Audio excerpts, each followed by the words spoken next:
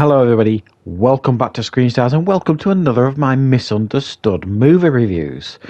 Today's movie, I want to focus on the 2006 film Superman Returns. The film was directed by Bryan Singer and it stars Brandon Routh, Kevin Spacey, Kate Bosworth, James Marsden, Parker Posey and Frank Langella. Right, obviously this is the return of Superman, and it is supposedly, it was to be a follow-on directly from Superman 1 and Superman 2. And at the beginning, Superman has been away from Earth for 5 years. He went off after the end of Superman 2 to try and find out if there are any more of his Kryptonians alive. While he's been away, Lois Lane has moved on, she's had a child, she's in a relationship, and after 5 years, Superman comes back to discover this, but also discover that Lex Luthor is out of prison, because Superman wasn't there to testify at his court case. And so we've got Lex Luthor up to his usual shenanigans, trying to grab some land by using some Kryptonian technology, and we've got Superman reintroducing himself to the world in general and Metropolis. Right, what are my thoughts on Superman Returns? Well, I think this film, since its release, has kind of been universally rejected almost by many people. And I find that a little hard to swallow. I think there are issues with this film, and I will talk about them. But I remember when this film was announced, I was really excited to find out that Superman was coming back to the big screen. We hadn't had Superman on the big screen since the Superman 4: The Quest for Peace, which was abysmal. We all know that. So to get Superman back and to learn that it was going to be like a direct continuation from Superman 2, and that it was going to be respectful to those Christopher Reeve films, and Bryan Singer apparently even sought the consent of Richard Donner about his script in this film and all this kind of stuff. And so I was really excited, and I can vividly remember being in the cinema when Superman Returns started and getting goosebumps and actually feeling quite emotional when that iconic Superman music starts. And I still do now. Whenever I rewatch this film, I still do get goosebumps at that moment, because you could argue it's cheap nostalgia in many ways by what they do here. But I also think what they do is incredibly respectful to the original two movies. And I think what we get here, and I think because of that, this film suffers as well. Because it doesn't try to be its own thing and try to kind of tell a different story, I do think the film almost suffers for that. So the advantages it gains from the nostalgia value is very, very poignant, but also at the same time it can't almost stand on its own 2 feet because of that. And I do think it did harm the film overall. Now, some of the things that I don't think worked in this film. Right, okay, the Lex Luthor thing. I mean, I thought Kevin Spacey was well cast as Lex Luthor, don't get me wrong. But the whole storyline of Lex Luthor out of jail because Superman couldn't testify was really ridiculous, and some lazy writing there. And I think overall, as good a job as Kevin Spacey did as Lex Luthor, I thought they didn't give the character anything interesting to do. And he does have great chemistry with Parker Posey, who's supposed to be like the Miss Tessmacher character, I suppose. They just don't give him enough to do. Basically, they kind of rehash the same storyline from the first Superman. You know, the fact that he's obsessed with land. He's just doing it in different ways, using the technology of Krypton to kind of do it. But it's the same old Lex in a lot of ways. And I know it's supposed to be the same character for the first 2 Superman films, but I think if they could have given him a little bit more of a villainous plot here, a little bit more than just, land grabbing sort of thing. He's obsessed with land. So in a lot of ways, it does feel like it's rehashing much of the first Superman film. So that doesn't work. I think the whole storyline with the Lex Luthor thing was pretty poor, even though it was well played by Kevin Spacey. Kate Bosworth as Lois Lane, she's miscast, I think. She's too young.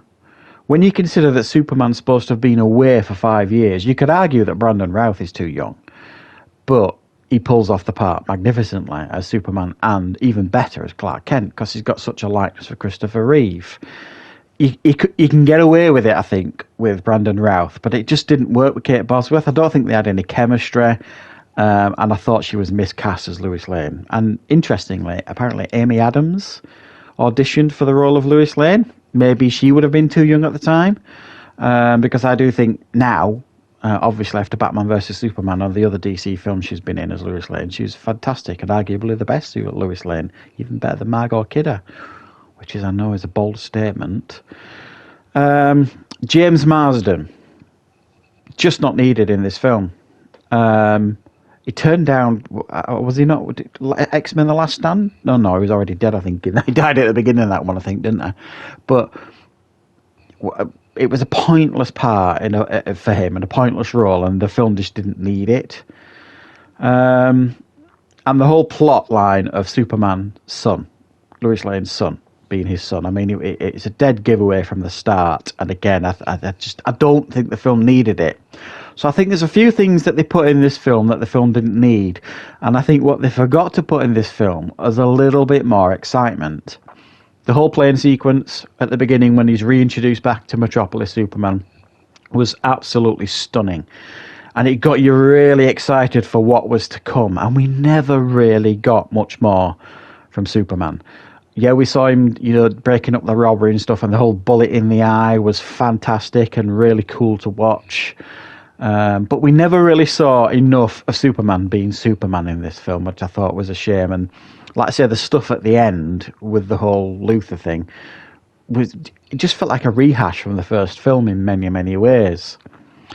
So it does feel like I'm being really critical of the film, but I'm being fair here. I don't think any of those criticisms tank this film to the large degree. And I do think it's a real shame that the film didn't make another couple of $100 million at the box office, because we would have probably got a sequel. I think there was a sequel planned with Brainiac, I think, and Bizarro, something like that. I think they were planning for the sequel, but it just didn't make enough money, which is a shame. I think if it had done a little bit better. And I do remember at the time when this film came out, because I used to have a subscription to Empire and Total Film in the UK, and they were gushing over this film. I think they were giving it like 4 and 5 stars sort of thing. They were absolutely loving it. And I loved it the first time I saw it. And I still do enjoy the film, but I do acknowledge some of the issues here. But I do think people kind of ignore this film and look over it. I think it is a fine sequel to Superman 2, because that's essentially what it is. It ignores Superman 3 and 4, obviously. It follows on from Superman 2. And I personally think it's a fine sequel to those two films. I thought it was incredibly respectful. The fact that they got, used some old footage of Marlon Brando. It felt like it belonged in that world, which was a real strength of the film. The score was brilliant, obviously using the same score. It was just, I think, very respectful of what came before, and I think a lot of that worked in the film. But I think if they'd just made it a bit more of an adventure, made it a bit more fun, and kind of moved away from some of the more serious themes that it tries to do in the film, I mean, there were even people calling out Superman in this film for being a stalker, for goodness sake, when they were listening into conversations and stuff. And when you think about it, I didn't think about it at the time, but when you think about it now, you kind of think, well, that was a little bit creepy. So I do think they made a few missteps with this film, but I also think they made some absolutely cracking choices too. Chief of which was Brandon Routh as Superman. Absolutely fantastic casting. You could argue a better Superman than Henry Cavill, and it's a shame he wasn't given more opportunities to shine in the role, because it was fantastic casting. It was it didn't just look like Christopher Reeve. He acted like Christopher Reeve in the sense of he behaved like Superman, and he absolutely nailed the Clark Kent part as well. And my understanding also is that Henry Cavill auditioned for the role of Superman. Imagine that, but I suspect he would have been too young at the time as well. So I do think this gets a little bit of a hard time. I think it is better than people remember. Sometimes films don't necessarily age particularly well, or people are overly critical after a film has come out, but they need to remember at the time. And this film was universally praised when it first came out, and then people kind of had a bit of, oh, hang on a minute.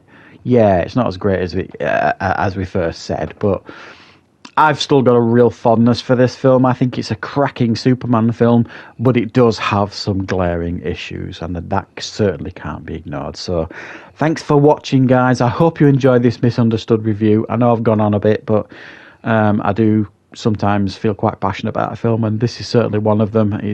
I think it's a pretty good Superman film. And at the time, you got to remember, we're all desperate to get a Superman film. And I was really, really overjoyed when this one came out at the cinema, even though there was a tinge of disappointment attached to it. So anyway, thanks for watching, guys. I will, of course, be back with loads more content on the channel very, very soon.